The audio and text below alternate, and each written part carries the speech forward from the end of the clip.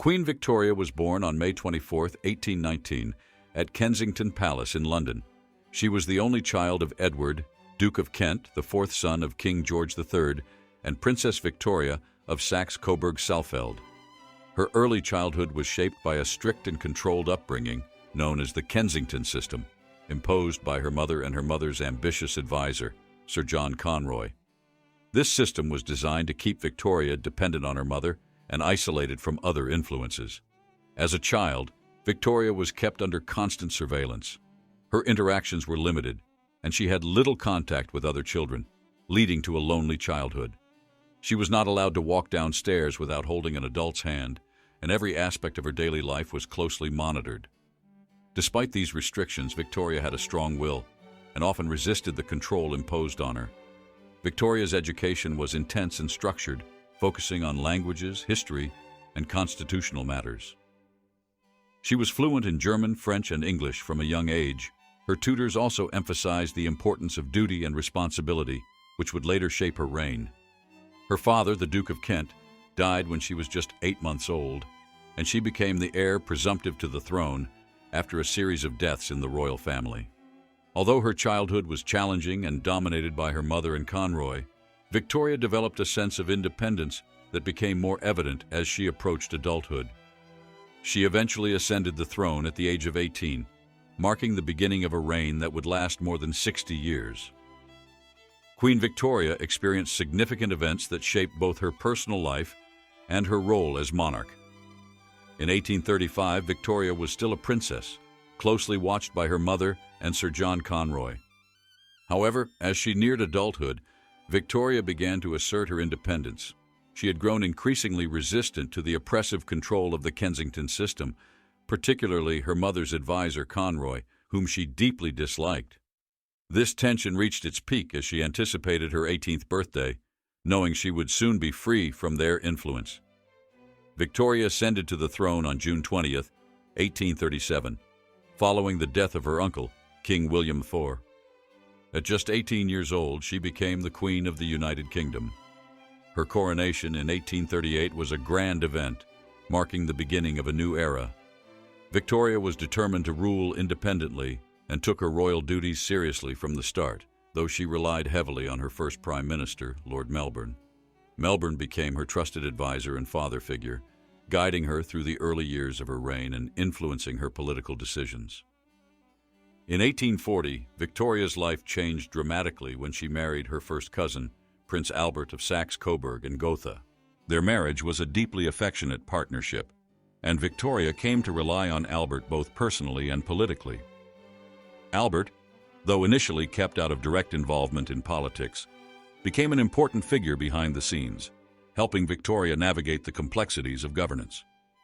The couple's first child, Victoria, was born in 1840, followed by their son, Albert Edward, in 1841. Their growing family solidified their public image as a stable and devoted royal household. During this period, Victoria also had to face the challenges of being a constitutional monarch.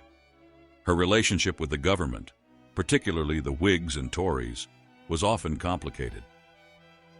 In 1841, Sir Robert Peel replaced Lord Melbourne as Prime Minister, leading to a significant shift in the political landscape.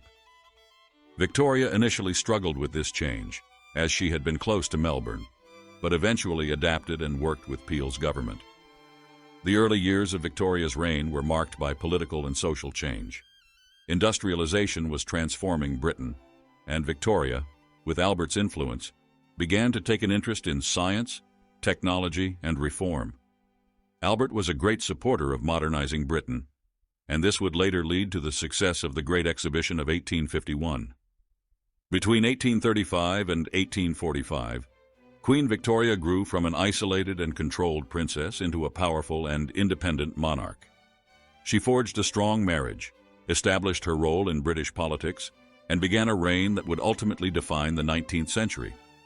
Queen Victoria's reign was characterized by significant political events, personal milestones, and growing public responsibilities. By 1845, Victoria was well established as a monarch, with Prince Albert playing an increasingly prominent role in her life and in the governance of the country. The couple's partnership deepened, with Albert influencing various areas of policy, especially concerning industrial progress and social reforms.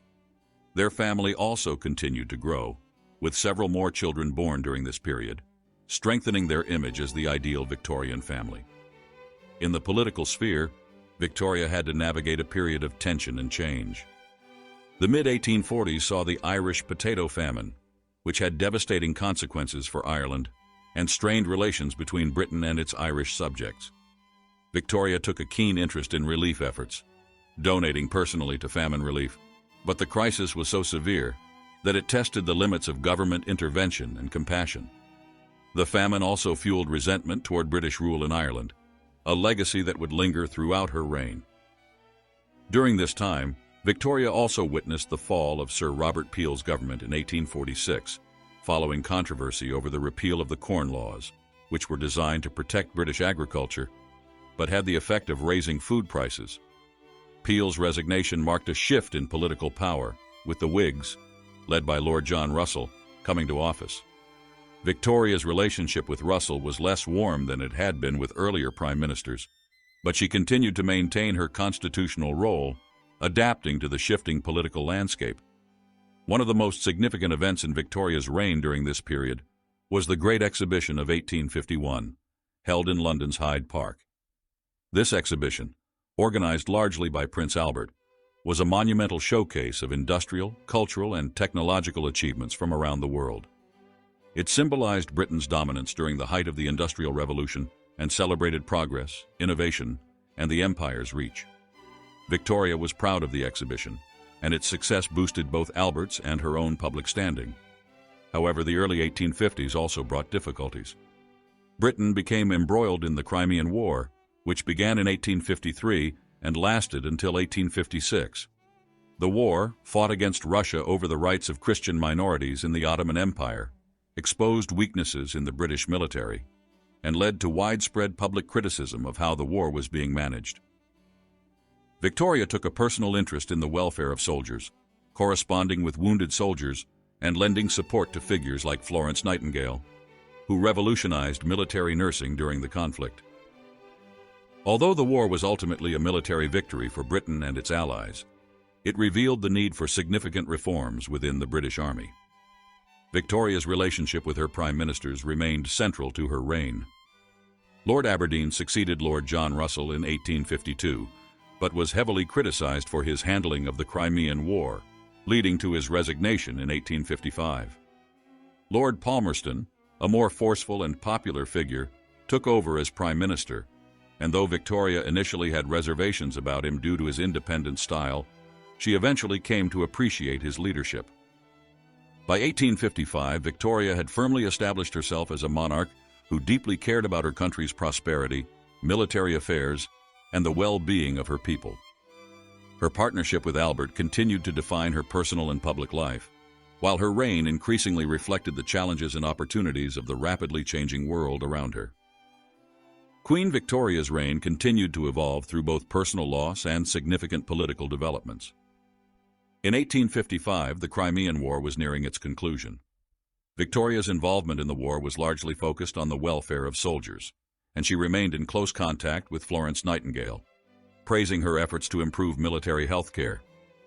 The war officially ended in 1856, and while it was a victory for Britain, it had revealed inefficiencies in the military that required reforms, something Victoria and Prince Albert recognized. During this decade, Victoria's partnership with Lord Palmerston became central to her reign. Palmerston, who became Prime Minister in 1855, was a strong-willed leader whose assertive foreign policy occasionally clashed with Victoria's more cautious approach. Nevertheless, their relationship stabilized over time as Palmerston proved his competence in navigating Britain through complex international affairs, including conflicts such as the Second Opium War and the Indian Rebellion of 1857. The Indian Rebellion, which erupted in 1857, was a major crisis for the British Empire. The violent uprising against British rule in India was met with a brutal response, and Victoria followed the events closely. After the rebellion was suppressed in 1858, the British government dissolved the East India Company's control and took direct command of India, with Victoria being declared the Empress of India in 1858.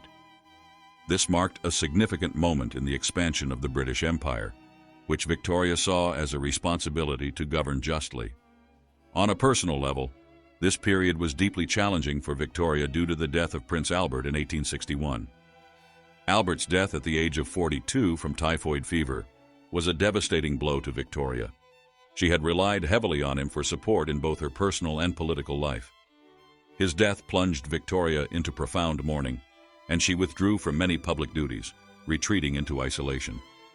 She dressed in black for the rest of her life and became known as the Widow of Windsor. Her withdrawal from public life led to criticism, with some accusing her of neglecting her role as queen. Although she remained involved in political matters through correspondence and meetings with ministers. Despite her personal grief, Victoria continued to engage with government affairs, although her role became more passive, with many decisions influenced by her prime ministers. Palmerston, who remained prime minister until his death in 1865, continued to lead Britain through various international challenges, including diplomatic tensions with France and the United States. By 1865, Queen Victoria had endured the loss of her husband and the strain of maintaining her role as monarch during a time of expanding British influence. While she struggled with the demands of public life after Albert's death, her reign continued to reflect the vast responsibilities of managing an empire, and her legacy as a monarch remained tied to both her personal resilience and her evolving role within the British government. Queen Victoria's reign was marked by her gradual reemergence into public life and her continued influence over British politics and the empire. In 1865, Lord Palmerston died, and Victoria faced a new political landscape. Her next prime minister was Lord John Russell, followed by Benjamin Disraeli and William Gladstone, two figures who would play significant roles in her later years. Disraeli, in particular, had a profound impact on Victoria. He flattered her, recognizing the importance of winning her favor, and the Queen developed a fondness for him. Disraeli's charm and deference contrasted with her more strained relationship with Gladstone, who, while capable, was more formal and less tactful in his dealings with the Queen. Victoria appreciated Disraeli's imperial vision, especially as he worked to strengthen Britain's global influence. Under Disraeli's leadership, the British Empire expanded, and he played a role in declaring Victoria the Empress of India in 1876, solidifying her symbolic connection to Britain's most significant colony.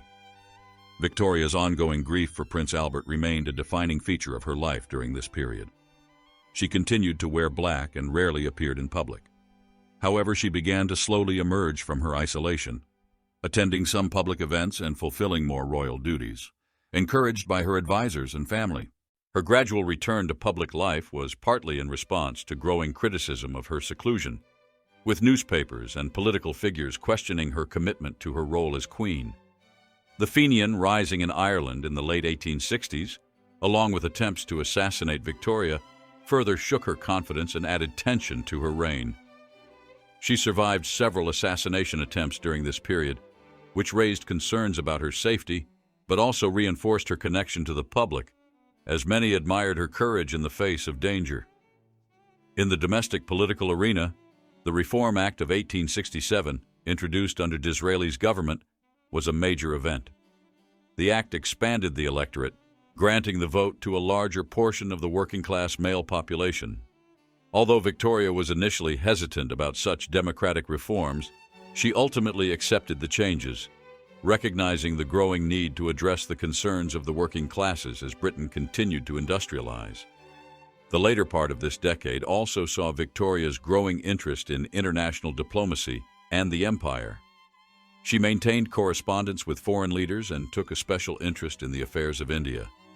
Her fascination with India grew after her son, the Prince of Wales, later Edward VII, visited the subcontinent in 1875. Victoria's interest in India, along with her title as Empress of India, further enhanced her stature as a global monarch presiding over an expansive empire. By 1875, Victoria had reasserted her influence as a monarch. While still deeply affected by her personal losses, her relationship with figures like Disraeli helped restore her public image. Her reign during this period reflected both the challenges of domestic politics and the growing importance of the British Empire in global affairs. Queen Victoria's reign was marked by further expansion of the British Empire, complex political dynamics, and her evolving role as a monarch in an era of significant change. One of the defining events of this period was her relationship with Prime Minister Benjamin Disraeli, who continued to shape her views on imperial matters. In 1876, under Disraeli's leadership, Victoria was officially proclaimed Empress of India, a title she cherished deeply. It symbolized her connection to Britain's most important colony and reflected the growing imperial ambitions of the country. Victoria saw the title as a personal triumph and a recognition of Britain's global influence. Victoria's fondness for Disraeli, whom she referred to as "my dear Prime Minister," stood in stark contrast to her strained relationship with William Gladstone. Gladstone returned to power in 1880 after Disraeli's death in 1881, and Victoria found him difficult to work with. She often felt he was too condescending and moralistic, and his more radical reforms clashed with her conservative views. Despite this, Gladstone remained a dominant figure in British politics, and his second term as Prime Minister brought significant domestic reforms, including changes to education and Irish governance, which Victoria reluctantly supported. During this period, Victoria remained deeply involved in the affairs of the British Empire.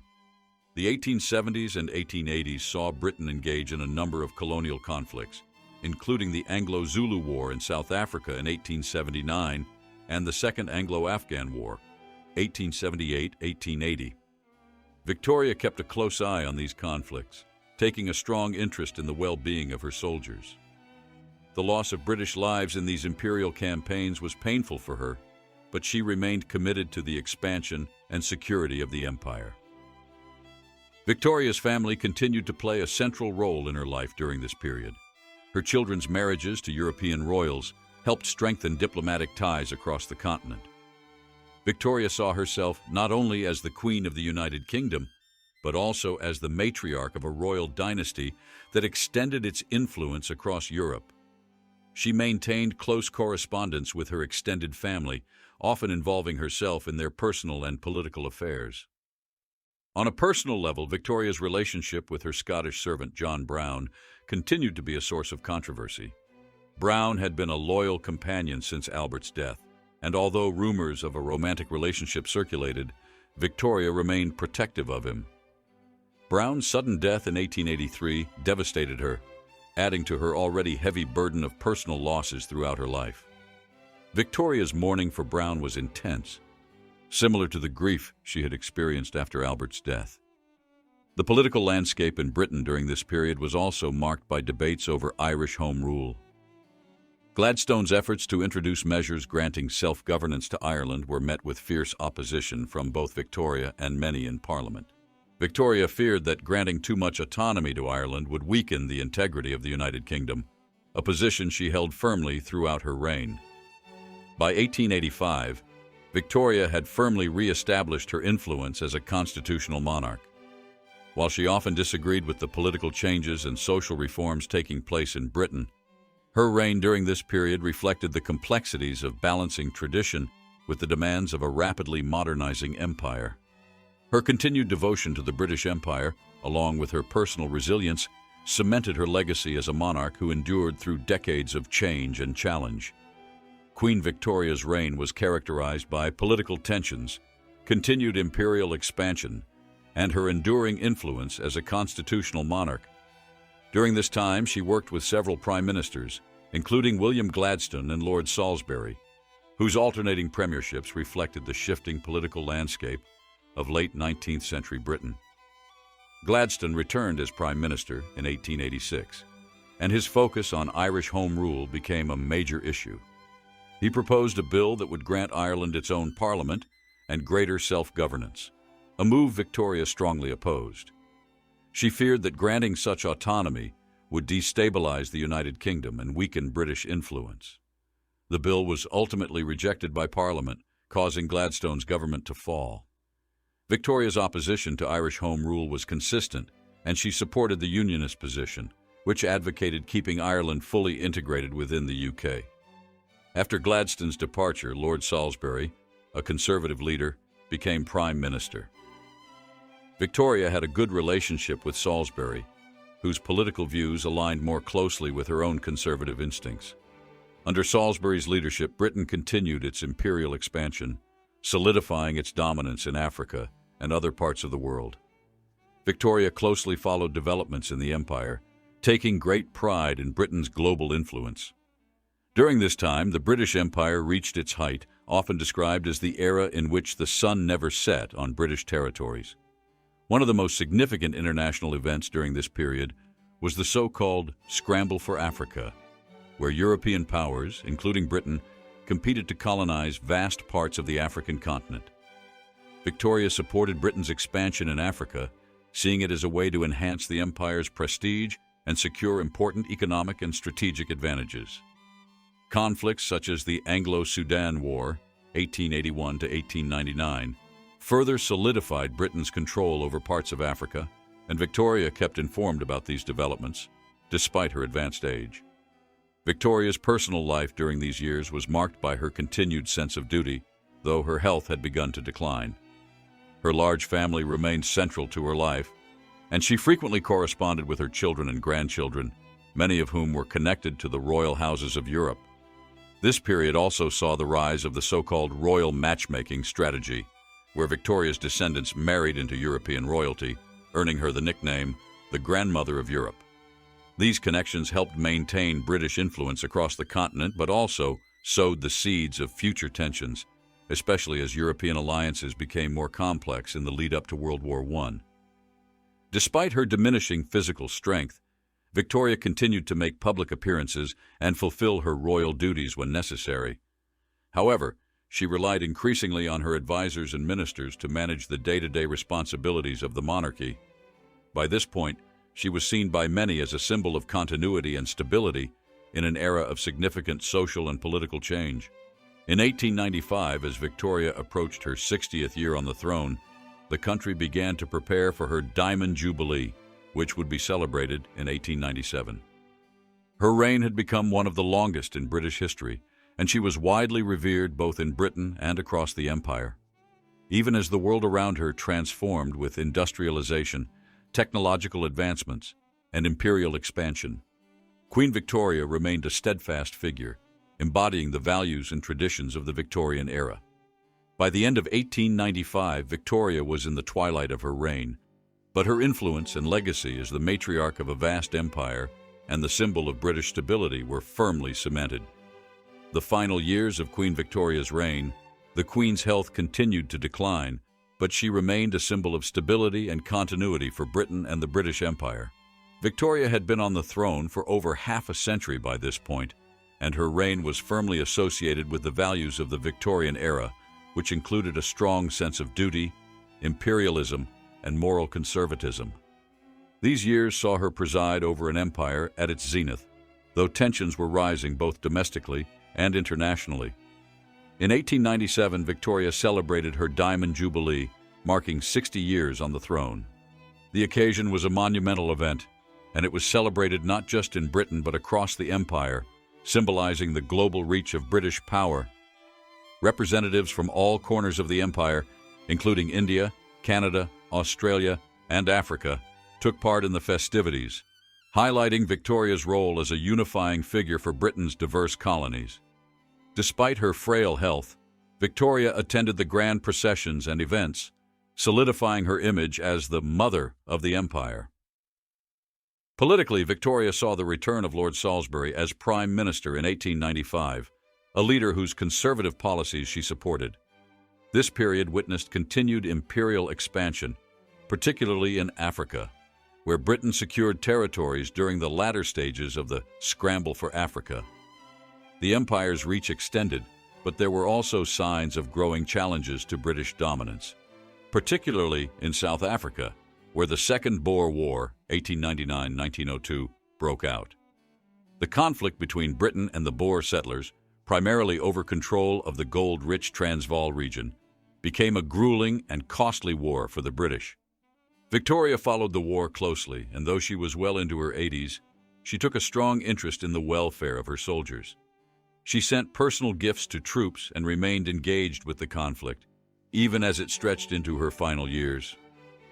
Throughout this time, Victoria's role became increasingly ceremonial, as her physical limitations meant that she could no longer be as actively involved in governance.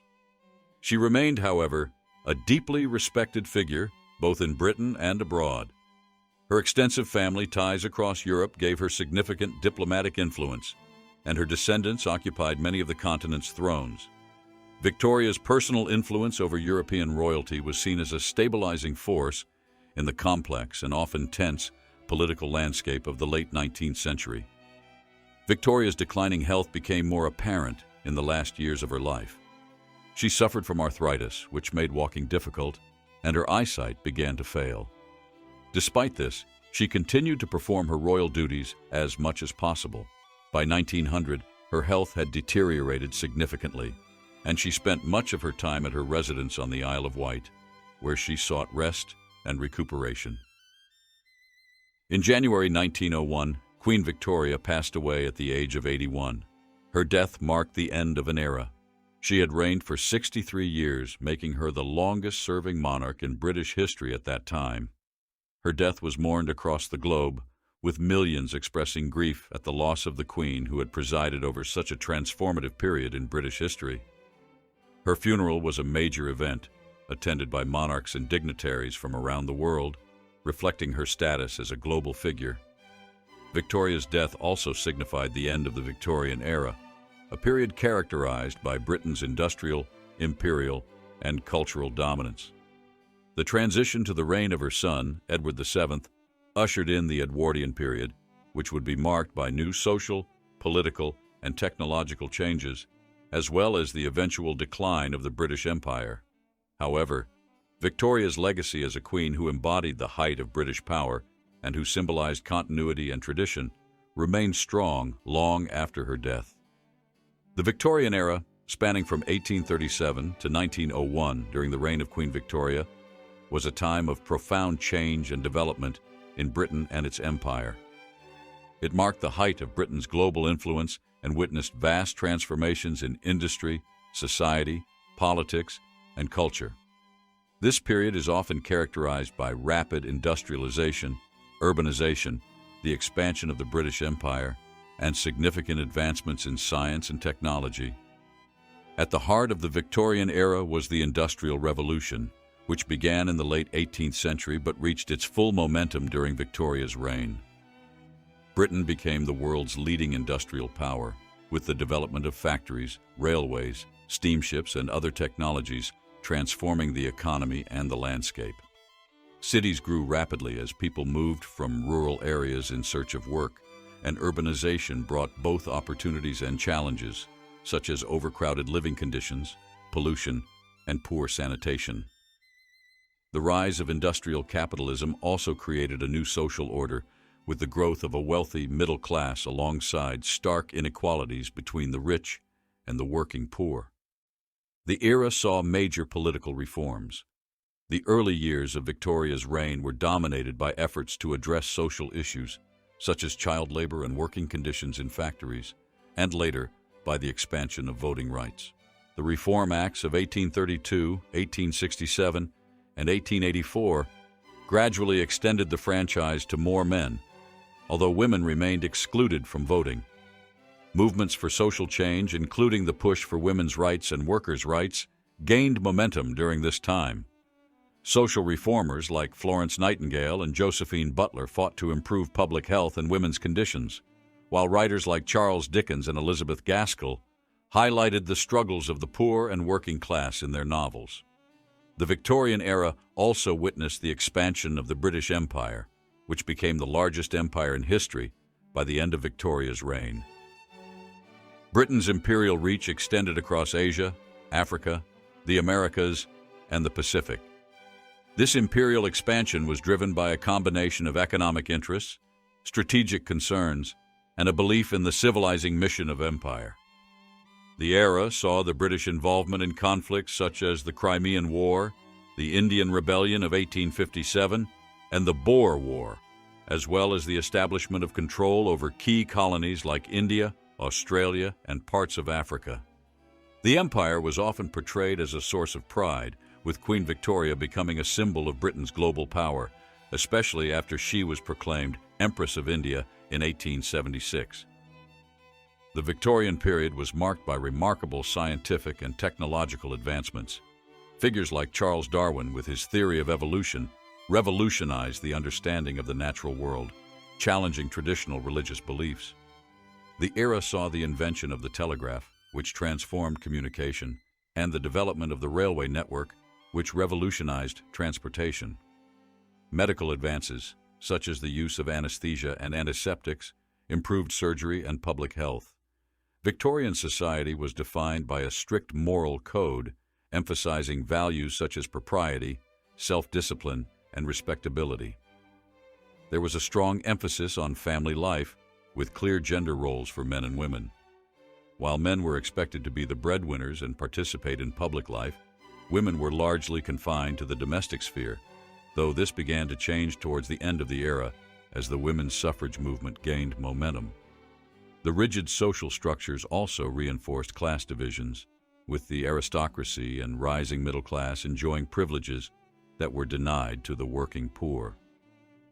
Culturally, the Victorian era produced a wealth of literary, artistic, and architectural achievements. Writers like Charles Dickens, the Brontë sisters, and Thomas Hardy captured the complexities of Victorian society, while poets such as Alfred Lord Tennyson and Robert Browning explored themes of love, faith, and loss. The Gothic revival in architecture, epitomized by structures like the Houses of Parliament, and the pre-Raphaelite Brotherhood in art, reflected a fascination with the medieval past and a reaction against the mechanization of modern life. By the late Victorian era, however, there were signs of social and political tension.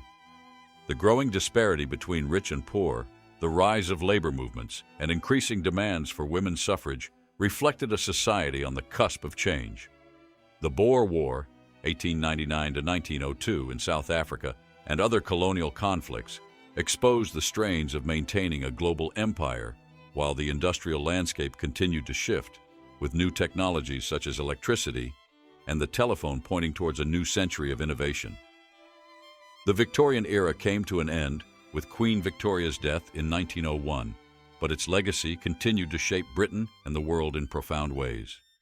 The period is remembered for its achievements in industry, culture, and empire, but also for its contradictions, a time of both progress and inequality, tradition and change, and optimism tempered by social and political challenges.